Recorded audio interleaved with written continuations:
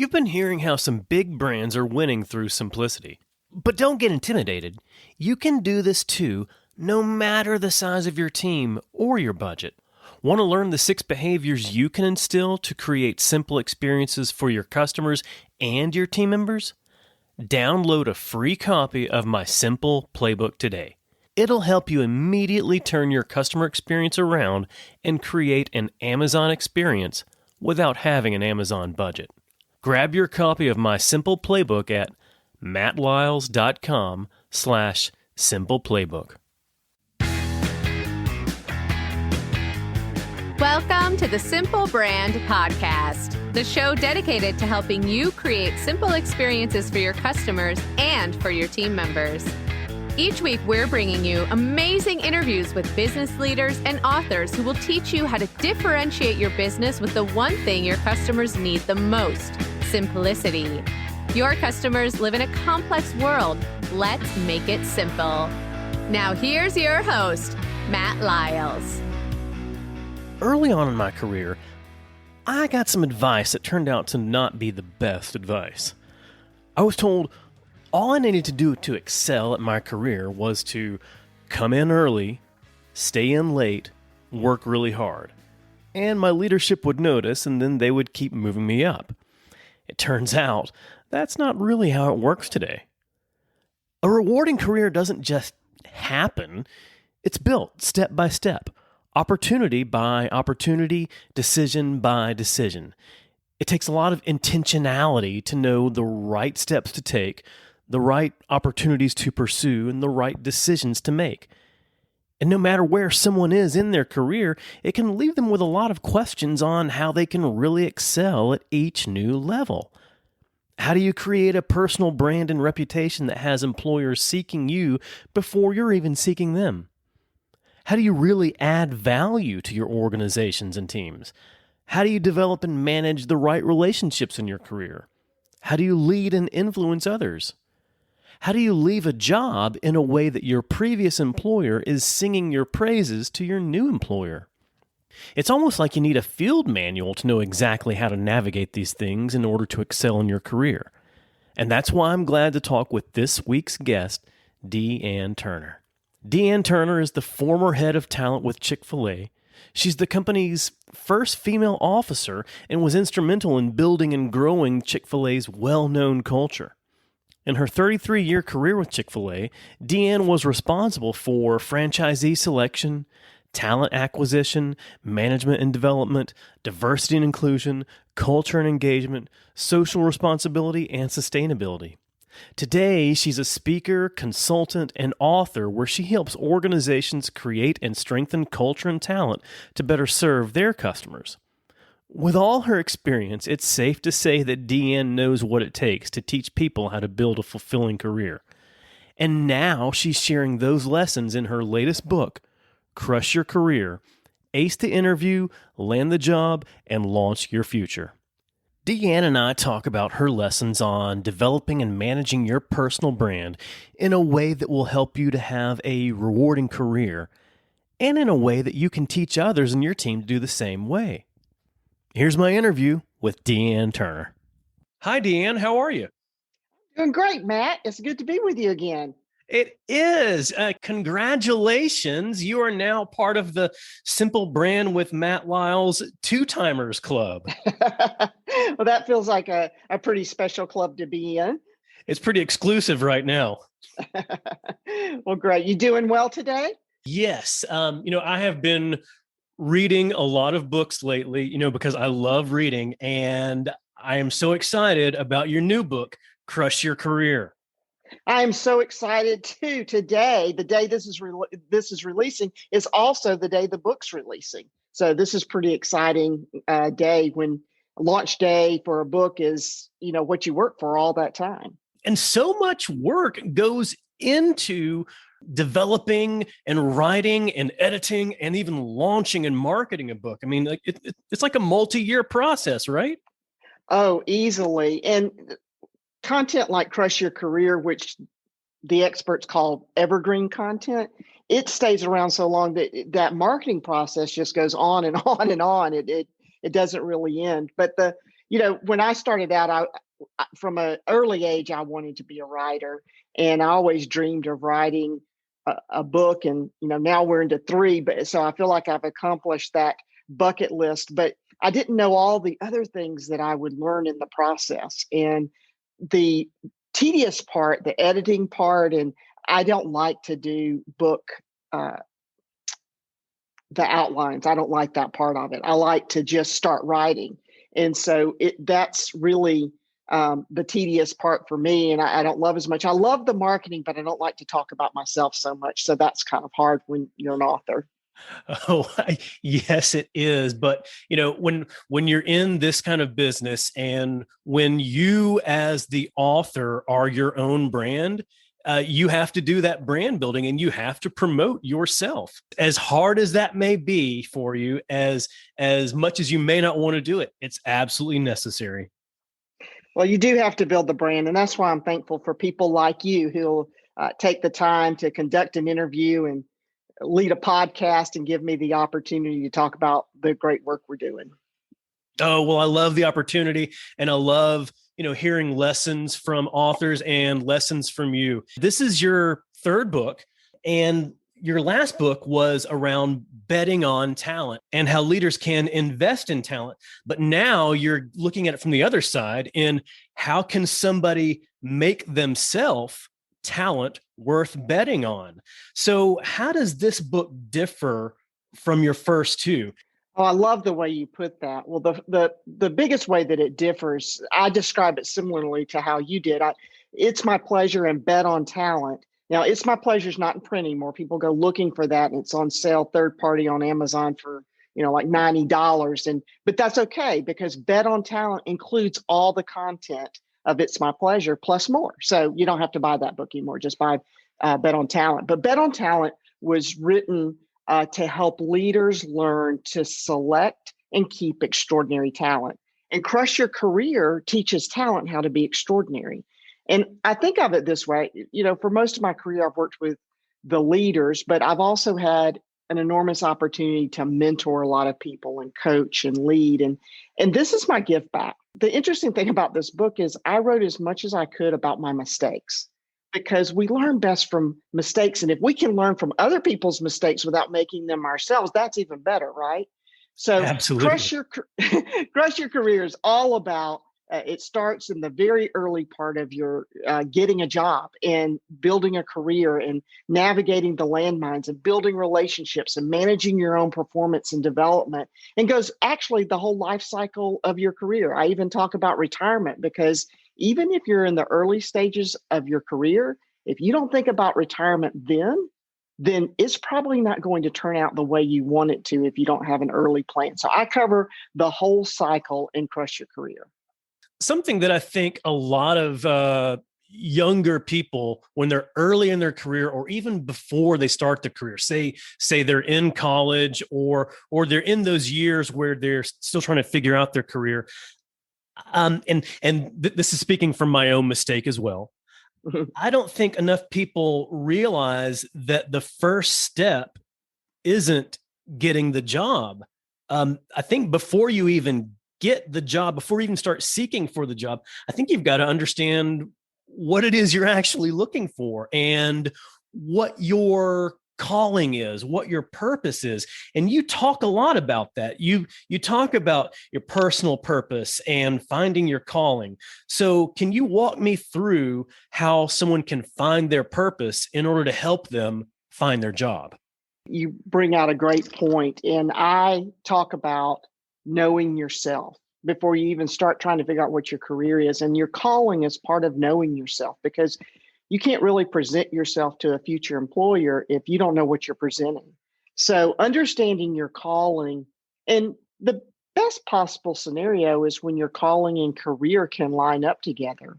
Sometimes that's not possible for people. Sometimes, for whatever reason, they have this calling that they can't live out fully in their career, and they do it outside their vocation, and they find other ways to do that. And we can talk about that. But finding your calling, first of all, it's what gets you up in the morning. What do you care about so much that you're just passionate about? You can't wait to get up the next day to live that out. The second thing I think about is what do you do best? Probably better than other people, is another way to find that calling. What do others tell you you do best? I phrase it this way because I'm a person of faith. I talk about what is it that you do where you feel God's pleasure, and that you just know you're doing the thing you were created to do.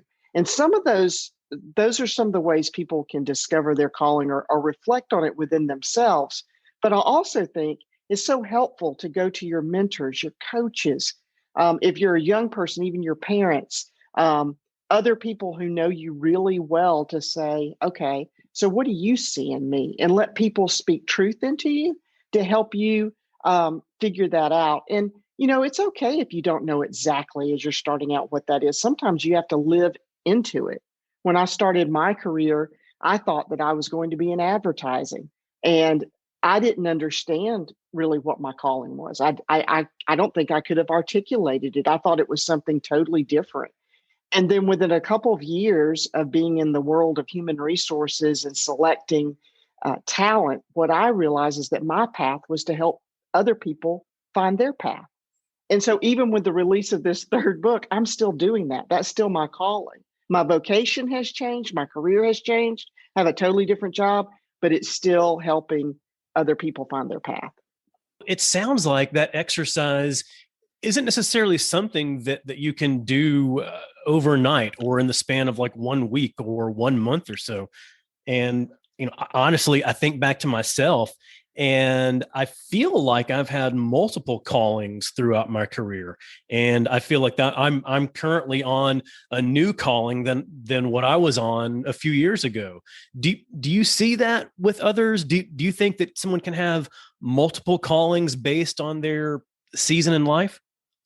Well, sure. I think anything's possible. I think there are people who pursue a single direction, much like I would say that while I've done a lot of different things, it comes back to this one point that I made a moment ago. But I think there are other people who take totally different shifts. And because we grow and we learn and life circumstances change and we get insight and wisdom, and you and I know that as we get older, we get more insight and wisdom. And when those things happen, I think we can feel called to something else.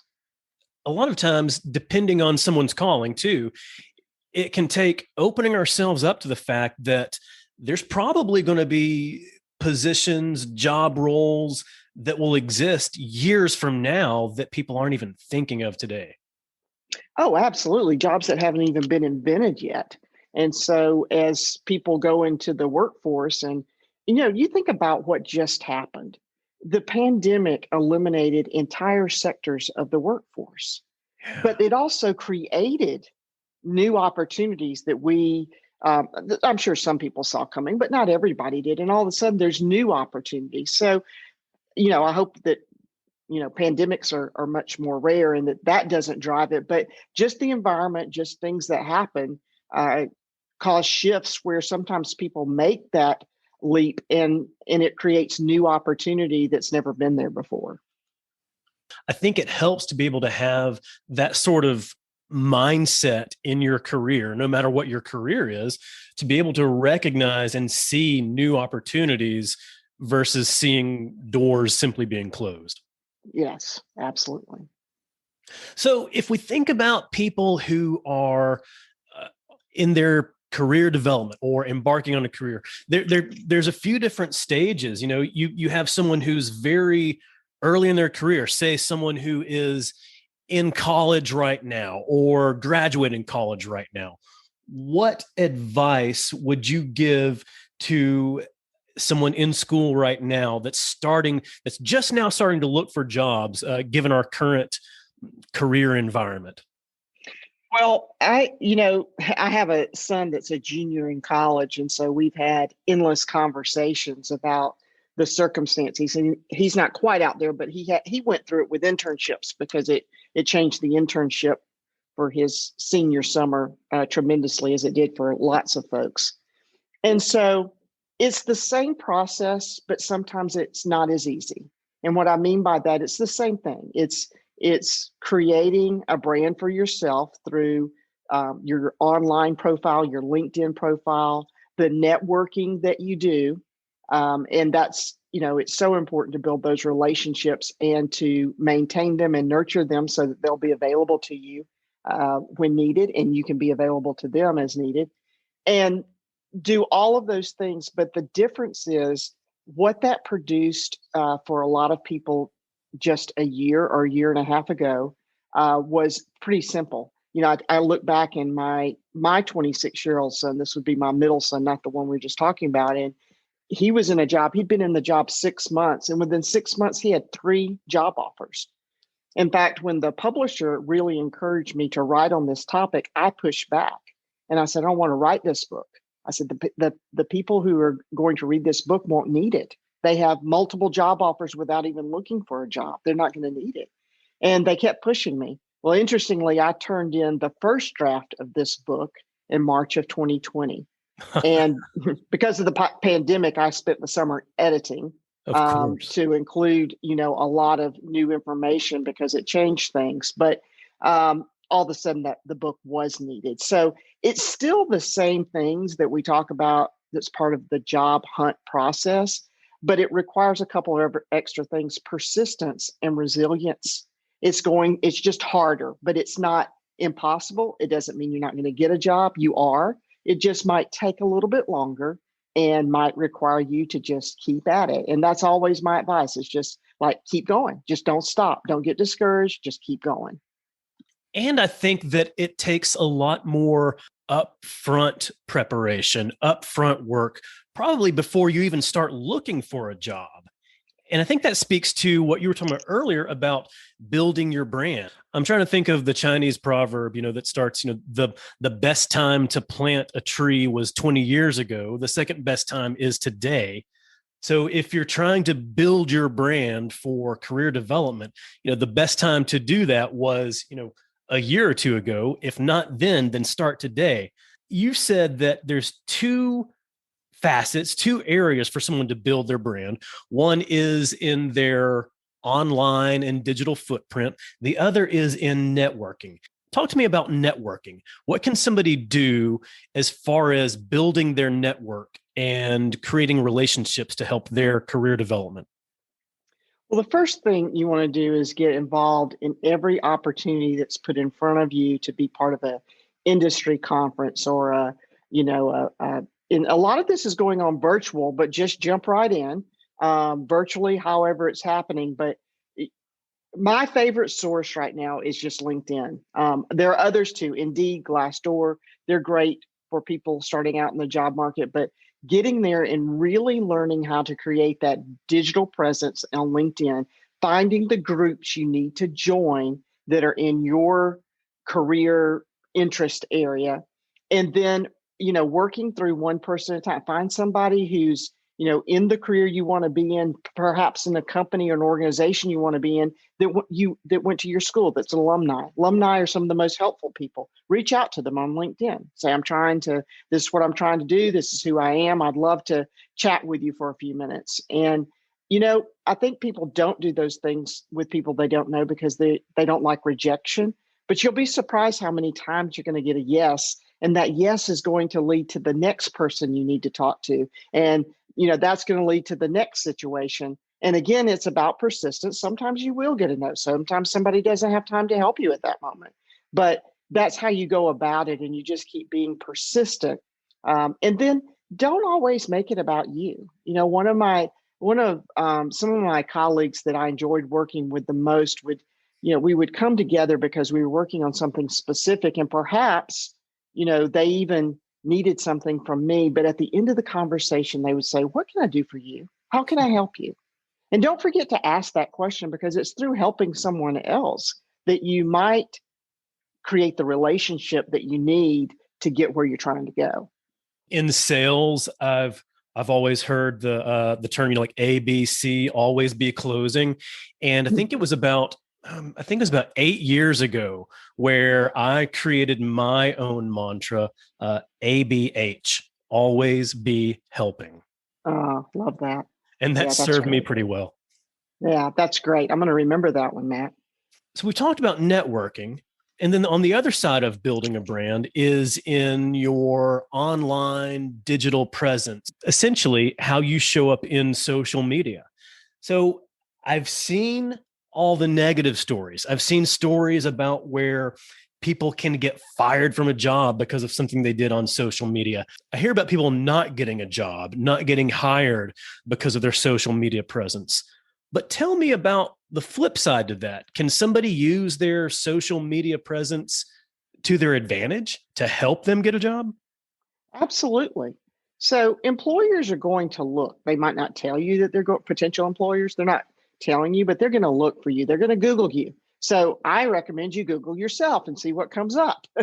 And as you mentioned, all the negative stuff, you want to get away from that. That was, that's fine when you're in college and high school and you're doing your thing. But now if you're going into the professional world, you've got to create a professional presence everywhere you are.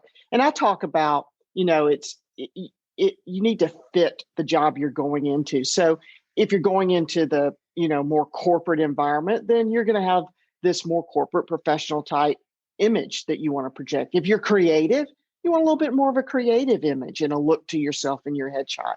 If you're going into healthcare, you want to create a caring brand for yourself. So figuring out what brand matches and then start building towards that. So the first thing you want to do is get rid of all the negative stuff. I read a story the other day where this guy was looking to join this organization, and the CEO went on his social media and saw his Twitter, and it was just laced with really vulgar profanity, and so he didn't select him. And actually, the recruiter, it was through a headhunter, the recruiter went back and told him why.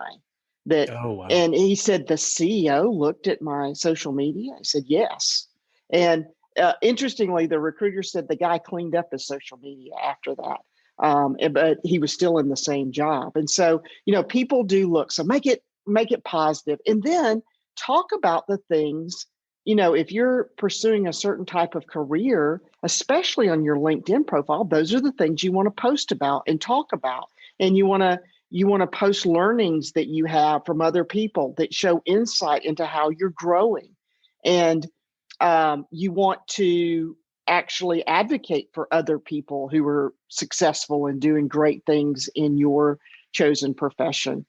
And, you want to make sure that your headshot, you're not in the shadows and look like you're witness protection, but, that you go and get you a nice looking headshot that people can see what you look like. And, you're not in there with your boyfriend or your girlfriend or, your kids or something, but it's just, you want a nice appearance to that. And then, there's so much information. Again, I send people to LinkedIn because there's so much information out there on their site alone about how to make a great looking profile.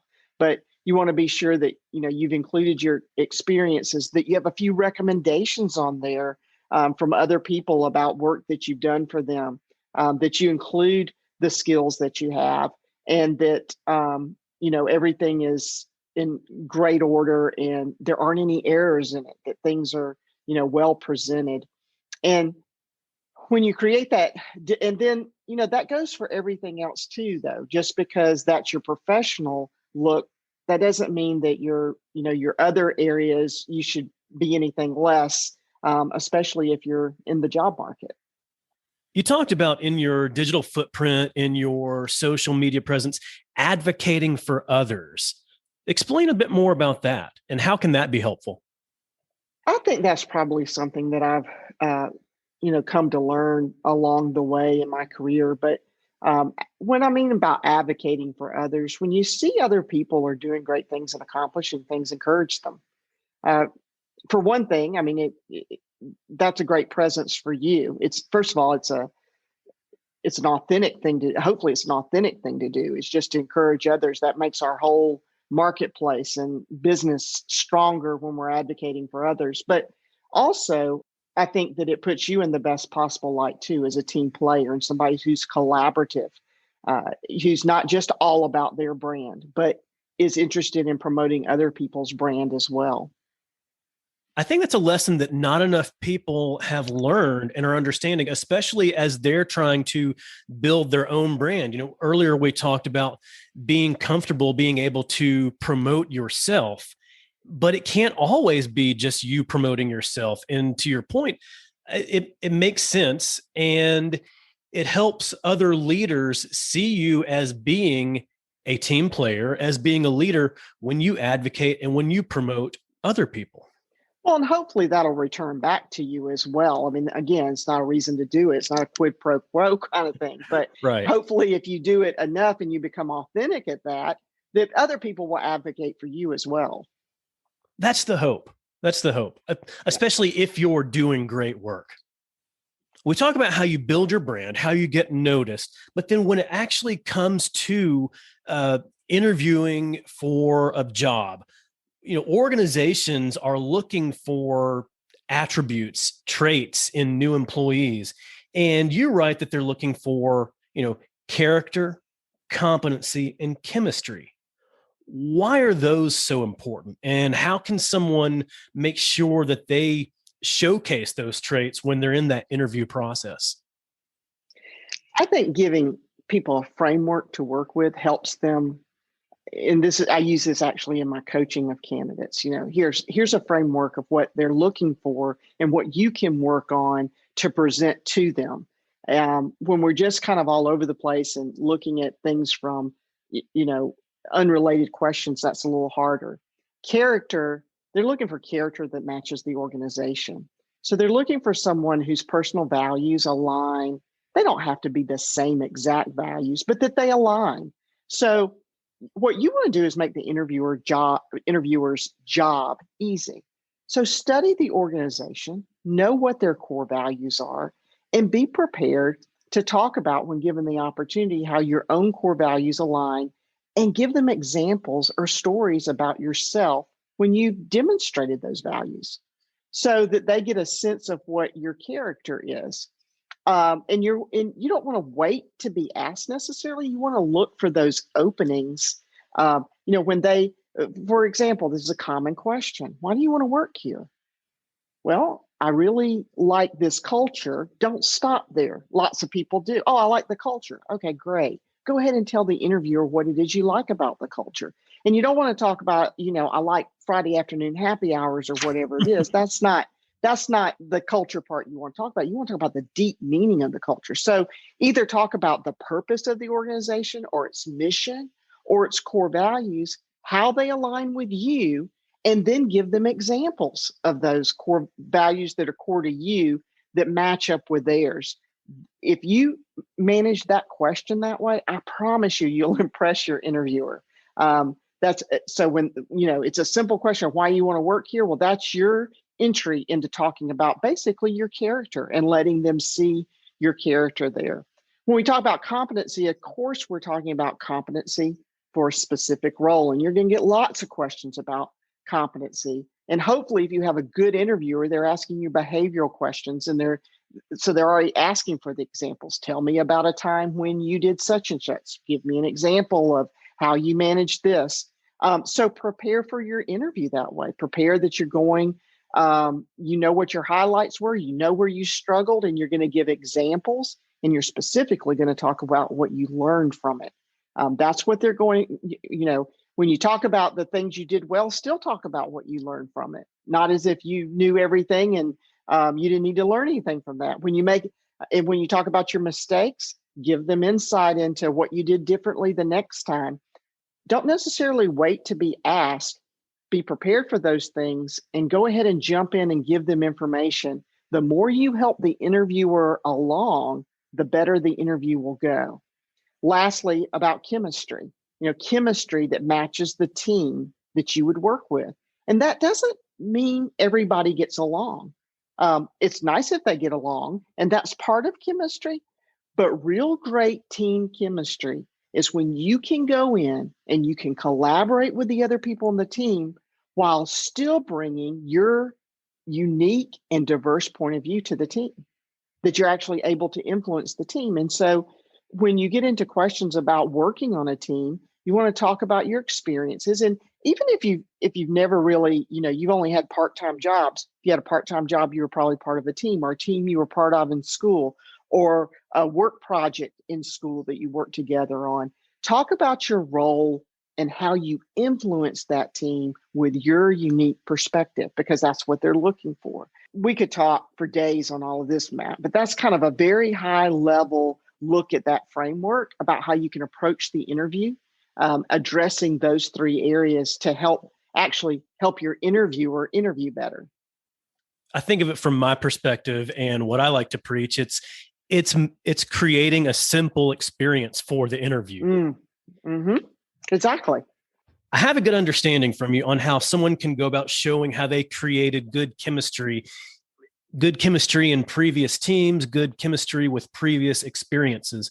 But let's talk a little bit deeper about character and competency. First, on character. So you talked about how someone can research and find the company's purpose, their core values. And some of that information is readily available on a company's website. Sometimes the information's not so easy to find. So what if someone can't find that information, or is there a way for them to go a little bit deeper beyond just, a one sentence purpose statement in researching that company? Yeah, I think there's the company's website is a great place to start, but I'd never use that as the only place when you're deciding about a job or you're searching for a job, because just like they're going to want to know what other people say about you, you want to know what other people say about them. So the next place I might go is Glassdoor or Indeed and look at the reviews that are written there. And then again, search your network. If you're plugged in, for example, LinkedIn, plug in your school and see who works there that you went to school with that works there. See if you can find somebody that you can personally talk to. If you don't get that before that first interview and you're continuing to pursue the company, there's nothing wrong with asking if you can talk to people about their experience. And it'll be people they picked for you, but at least you could talk to, not just somebody who's in the interviewing process, but somebody who works there, maybe who has a similar role to the role that you would have. But that's the process I would take. I would dig a little deeper, because I do think you can find out that information. And I think it's really important, not just to do well in the interview, but it's important about you even considering to work there, because culture, there are three things that this generation is looking for. They're looking for a great culture. They're looking for opportunities to grow and develop, and they want to be about something bigger than themselves. And so culture is that first thing, and you're going to have to make a little more effort, or you could end up in a place you don't want to be. That makes a lot of sense, because if you end up in a place where you don't want to be, it's going to be really uncomfortable and you won't be performing at your best. Sometimes we get so wrapped up in recognizing that, we're trying to get somebody to like us so much and offer us a job, that we forget that 50% of the decision is ours, and that we need to be checking that company out, or that organization, that nonprofit, whatever, out just as closely as they're checking you out. And so that means you want to check, quote unquote, their references, just like they check your references. You want to reference them with people. You want to, do carefully research the opportunity that you're getting into, just like they're carefully researching you, which includes, by the way, showing up to every single interview with well thought out and great questions. They're looking for you to do that. And it's really a negative if you don't have those. So you might as well take advantage of that opportunity and ask some really great questions.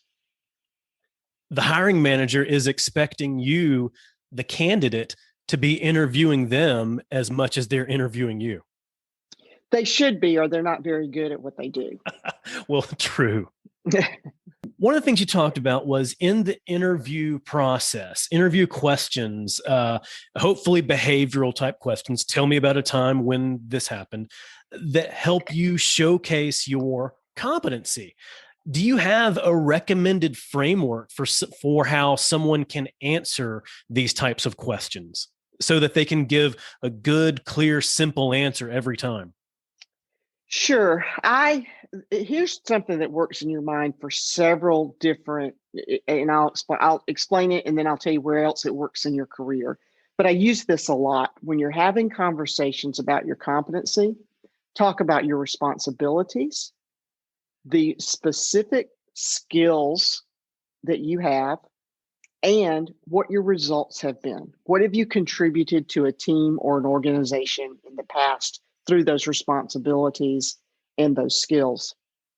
And I think that helps you set it up so you don't get caught up in opinions and feelings.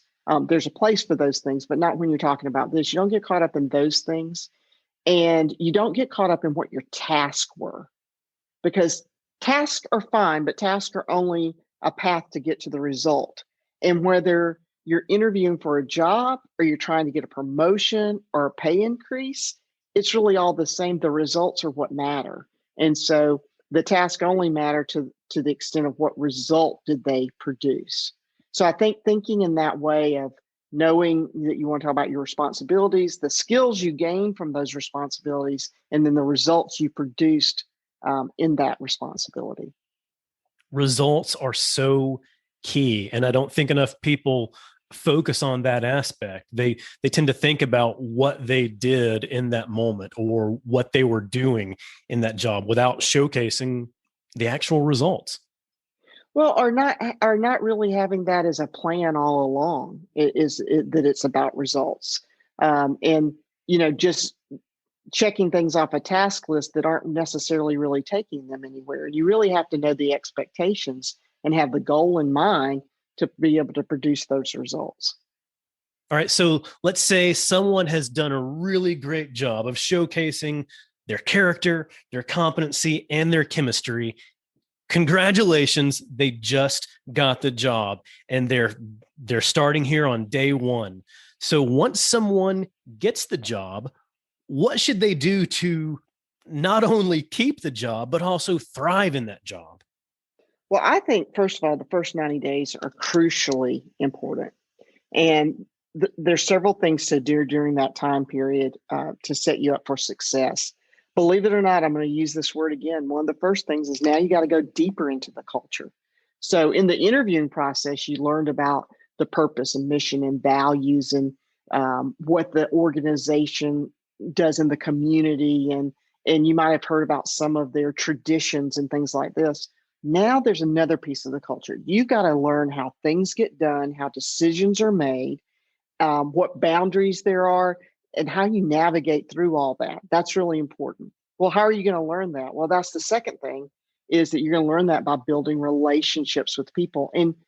And that's something to jump on right away, whether it's a virtual let's grab coffee or it's a physical let's grab coffee. Start with the immediate people on your team, and then go to the people your team serves, and then find out who the other, in those conversations, figure out who the influencers are in the organization and ask for time to meet with them. And like I said, it's all about the grabbing the virtual or real coffee or lunch or whatever it is, to have that opportunity. That's how you're going to learn about the culture. And at the same time, you're building important relationships, because nowadays you're not likely to stay in whatever role it is for very long. Or if you stay in the role, it's not likely you're going to have the same boss for very long, or your team's going to be the same. So it's really important to start right away building those relationships, because you don't know where you're going to end up or who's going to end up working with you at some point. The third thing, after culture, building relationships, the third thing that you've got to be doing right off the bat is nailing down those expectations with your supervisor. You have to know where you're going. Talked about that a moment ago. It's like you have to know what their expectations are for your first 90 days, for your first 6 months, for your first year. You talked about a job description in the interview process, but now you've got to bring that job description to life, setting goals around each of the things that you're supposed to accomplish. You need to know what success is going to look like. So those are the three things that, like, immediately you need to do in the first 90 days. There's some more things. If you're a young professional, you actually want to learn more about professionalism. What does that look like?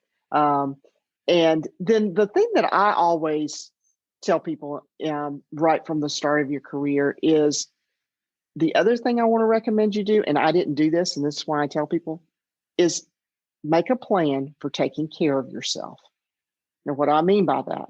Well, I mean taking care of yourself. It's like you're going to get really busy, busier.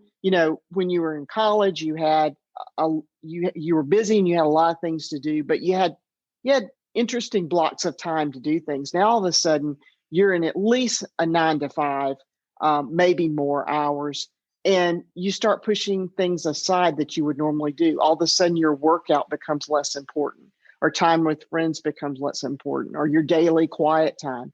And so you actually, a lot of times what happens is you forget to do those things because you're young and they don't impact you as much. And then all of a sudden, 10 years down the road, physically, you're not doing well. Spiritually and mentally, you're not doing so well. And it's impacted your career because you haven't taken good care of yourself. You can't do all the things you need to do, either mentally, emotionally, or physically.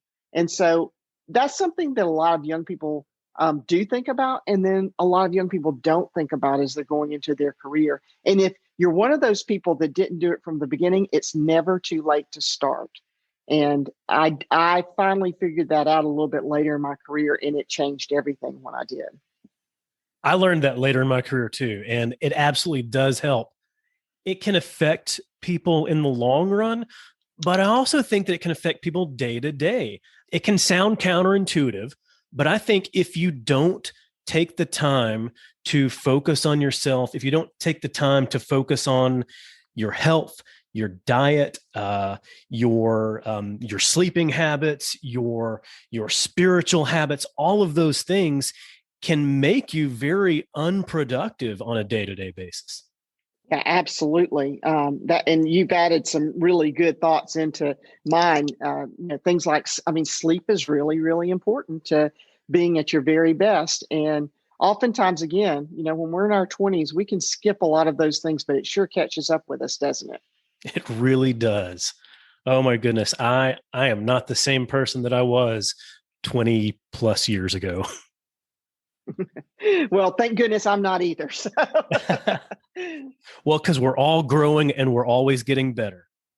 Yeah, that's right. And, I read an interesting stat the other day. Korn Ferry did a study that people who are learners, who are constantly learning, earn more money over the course of their lifetime. That there's true facts that, it makes sense. It's kind of logical, but investing in yourself and growing in that way is really important, and it will help your career. It absolutely does. And the person who understands that early on in their career is going to excel so much more. But your career can't always be perfect. No one is perfect. No one is infallible. Whether it happens in that first 90 days or after your first 90 days, you're going to make a mistake somewhere. And you actually share a story about making a mistake in your career through with the misspelling of a word that was actually, a common word in your industry. So how did you bounce back from that? Oh, wow. Yes. Early in my career, really, I had not been on the job very long at all. And being a journalism major, I was so excited because I was in the HR field, but I was getting to use my journalism skills. And I'd been asked to create a printed recruiting brochure. Back then, everything was in print, nothing was digital. And so I created this brochure. I was so proud of it. I thought it looked so great and had them all printed. And my boss walked out to my desk and he put it down in front of me, and he had circled the word restaurant. Since I worked for a restaurant chain, it was not good that I had misspelled it and missed that error. And I remember exactly that those brochures cost $5,000 to print. Ooh. And they would have to be reprinted. And at that time in my life, $5,000 felt like an enormous amount of money. It is a lot of money, but it felt like an enormous amount of money that I'd made this horrible, horrible mistake. thankfully, I worked in a culture. And my previous culture, I probably would have been fired for that, by the way. But in the company that I worked for, this was when I was at Chick-fil-A, they had a culture of, failure was not fatal. And you could make mistakes. You just needed to learn from them.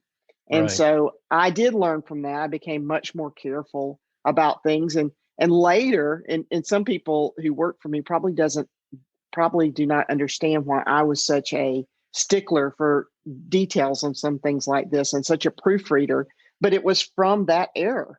And I just was convinced I would never do anything like that again. And to my knowledge, I didn't. Made other kinds of mistakes, but I didn't make that one again. And I think that's the thing about mistakes is like make your mistakes, own them. Don't try to cover them up. Don't make excuses. Just own them, and then don't make the same mistake twice. I think a lot of people, when they make some mistakes, may treat it like it's the end of the world, like, oh my goodness, and they fret over it. It consumes them. It can cause them a lot of stress. And then it could even send them like on a downward spiral to where that causes them to make even more mistakes. Luckily, early on in my career at FedEx, I learned if you make a mistake, ask yourself a couple of questions. Did you cause one of our planes to fall out of the sky?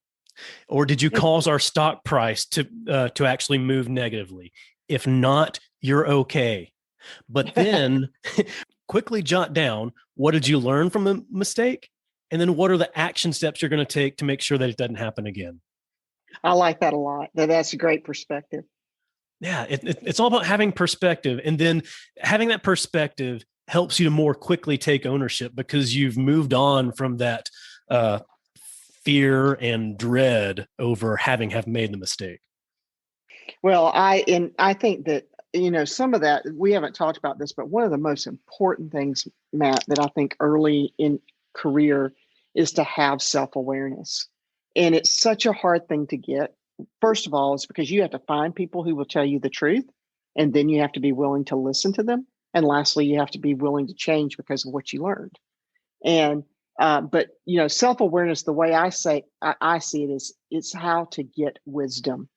And wisdom is usually achieved by as you go through life and having experiences. But if you can shortcut it by expediting, using the experiences that you have and experiences of others and having people speak truth into you, listening to that and trying to make those adjustments, the faster you get self-awareness, which I think does come with wisdom, the faster you'll be more effective. And I think the faster you'll be crushing your career, actually. Recognizing that when you have people sharing this information, sharing this feedback with you, if they don't like you, if they don't care about you, they're not going to take the time to share that information. So any information they're sharing with you is a gift, is information that they're giving to you to actually help you grow. Even when it's given to you in a way that doesn't feel like a gift. That is true. Which happens sometimes. I mean, I would hope not, but it does. And I think I'll admit that. I don't think that I accepted early in my career. I was great with feedback that was given to me in the way I wanted to hear it. But sometimes you don't get it exactly the way you want to hear it. It's still a gift. And and if you can take it that way, whether they meant it as a gift or not, it's a gift to you because you have information you didn't have, and now you can do something about it. Instead of, crying on the inside, or instead of trying to argue with them or defend yourself, just say thank you. Absolutely.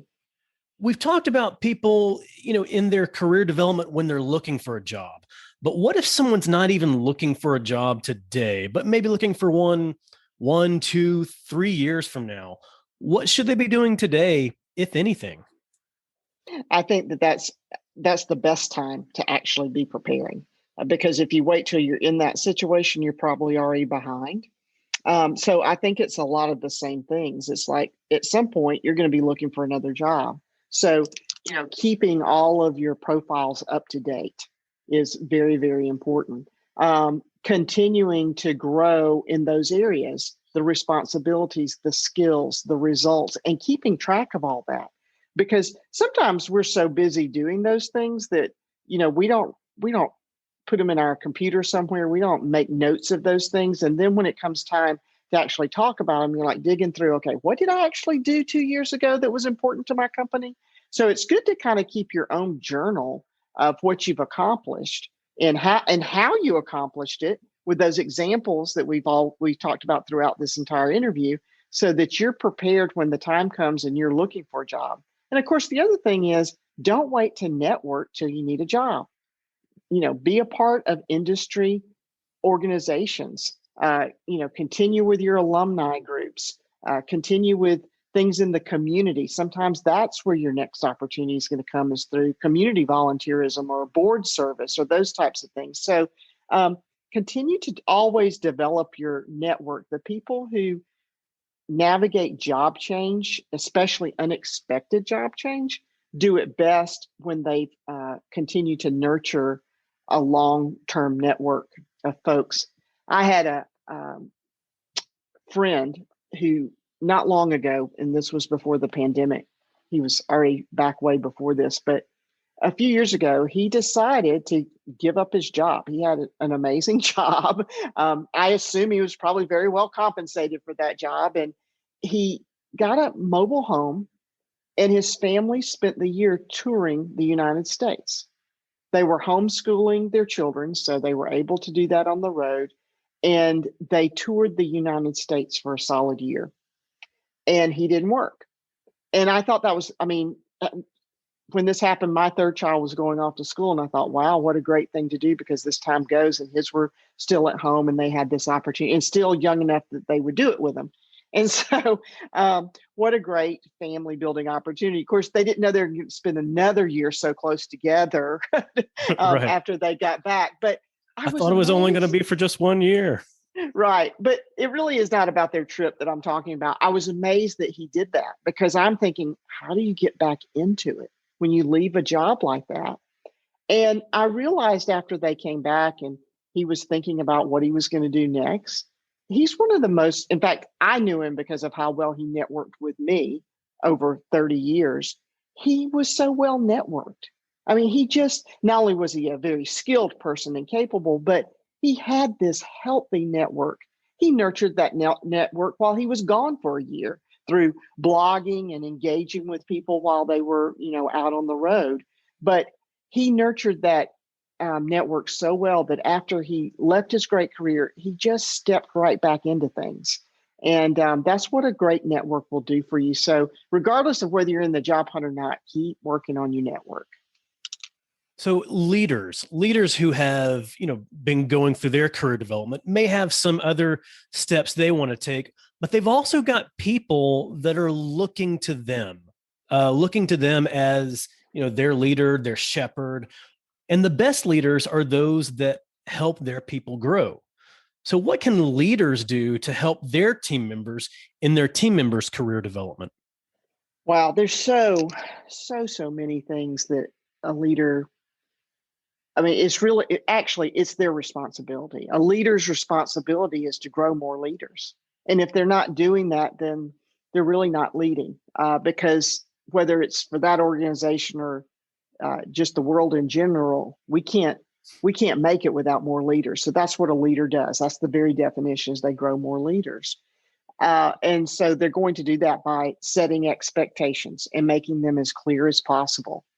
And then creating goals around those expectations, holding people accountable to the expectations, and then giving constructive and fruitful feedback about how well those goals were met around those expectations.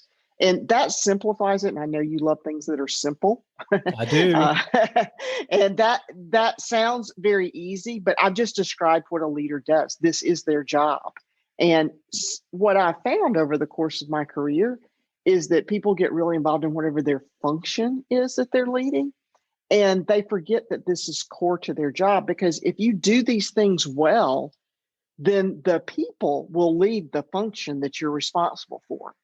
Your job is to lead them, and they'll lead the function. But what happens is a lot of leaders, I'm the CMO. My job is to come up with the most creative marketing solutions for my company. No, Your job is to help your team come up with the most creative solutions. And you're going to do that by setting expectations, goals, holding people accountable, and giving great feedback. And by the way, of course, celebrating success when it happens.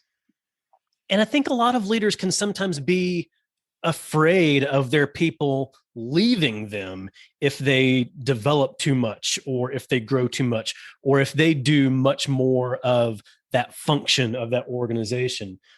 But at the same time, if you take more of an abundance mindset when it comes to your people, and if you help your people grow into being other leaders, and if that means that they end up leaving your organization, there are people that are watching you, people that are watching your organization, and they're going to want to come work for you if you're that type of leader. Oh, sure. The other thing is, I think some leaders feel threatened. They want to be sure that they're seen as the smartest person in the room. And they really shortchange themselves because they select talent that way. And instead of selecting people who are smarter than them, they make sure that they're still going to remain on top. And sooner or later that catches up with you, and your team doesn't grow enough to accomplish the results. And then you're the one who turns out to fail. That's so true. And if you're the leader and you have a failing team, well, then the buck stops with you. Absolutely. Well, Deanne, we talked about this last time when we talked about your book, Bet on Talent. But if you were to create a 5-song soundtrack for Crush Your Career, what songs would you include? Well, okay. So first is You Can Count on Me by Bruno Mars, because you can count on me to help you crush your career. Oh, very nice. And then, and I try to do multi-generational on my playlist this time, but Whatever It Takes by Imagine Dragons. Are we willing to do whatever it takes to crush our career? And, there comes a point that it's just about off to work we go. So the Snow White and the Seven Dwarfs taught us, hi ho, it's off to work we go. And then probably we all can relate to Manic Mondays when we're crushing our career. It's the day of meetings. It's the day of drilling through the first of the week. And then lastly, What Doesn't Kill You Will Make You Stronger by Kelly Clarkson. And so when we're crushing it, we're getting stronger and stronger. There you go, getting stronger and stronger. And if you follow these lessons and are intentional about your career development and are actually in a career where you feel like you're following your calling and your purpose, you don't have to have any dread of those Manic Mondays. Yeah, that's right. Or Sunday scaries too. Yeah, the Sunday scaries. I haven't had Sunday scaries in what feels like well over 10 years. So I encourage people to really understand how to find their calling, how to find their purpose, how to grow their brand through all these lessons that you're sharing in Crush Your Career. And if you do, you likely won't have those Sunday scaries. But we've learned a lot of lessons here just in this conversation, but where can people go to learn more about you and Crush Your Career? Well, there are several places. First, I have my own website, deanneturner.com, DEEANN Turner.com. And then this brand new book that just released, as you're listening to this week, is crushyourcareerbook.com. And it'll take you to all kinds of free downloads and information, and you can, of course, order the book there. And then please follow me. I love to connect with professionals on LinkedIn. And then I also have a Facebook author page, which is Deanne Turner Author, and also on Instagram at Deanne Turner and on Twitter at Deanne Turner. I'd love for you to follow me and connect there. So all the places, and awesome bonuses with your book as well to help people take those lessons and actually apply them immediately. Yes. You'll find some things there. And then I hope to continue adding that because looks like, in fact, there'll be a podcast. It's just going to be an 8 series. So I'm not competing with you, Matt, but I just wanted to be able to get some other experts to talk about these important things with me. And so there'll be a podcast coming out a little bit later in the spring highlighting this. And then an e-course is in the works on Crush Your Career. So lots of resources yet to come, and possibly even a second in-person book tour planned for the spring of 2022, because we didn't really have that with 2021 with COVID. So Right. Hopefully I'll be out and about on campuses and so forth in the spring of 2022. Oh my goodness. I am looking forward to that book tour then. How fun. Deanne, thank you so much. It's great seeing you again, and congrats on your third book, Crush Your Career. Thank you so much. It's been my pleasure to be with you once again, Matt. I hope you enjoyed my discussion with Deanne Turner. So go check out her latest book, Crush Your Career. You can purchase it at all the normal places, but once you do, go to crushyourcareerbook.com. Deanne has a number of bonus lessons and videos there to help you excel in your career. And if you're enjoying the Simple Brand podcast, go ahead and hit that subscribe button. It'll make it a lot simpler for you to get future episodes like the next one featuring Michael Brenner. Michael's the CEO of Marketing Insider Group. He's one of the top business keynote speakers and marketing influencers, and he's the author of Mean People Suck: How Empathy Leads to Bigger Profits and a Better Life. And if you've been following me for a while, you know that I preach that empathy is one of the key behaviors in providing simple experiences. So I'm excited to be able to dig right into that with Michael. So go ahead and subscribe, and you'll automatically get Michael's episode as soon as it's live. Until then, keep it simple. Thanks for joining us for this episode of the Simple Brand Podcast. Want to make your listening experience simple and automatically receive each new episode? Visit our website, simplebrandpodcast.com, where you can subscribe to the show in iTunes, Spotify, Stitcher, or wherever you listen. If you're finding value from the Simple Brand Podcast, leave us a rating or review. That helps us get the show to the ears of the people who need it most. Be sure to catch Matt right here next week. Same Matt time, same Matt channel. Until then, keep it simple.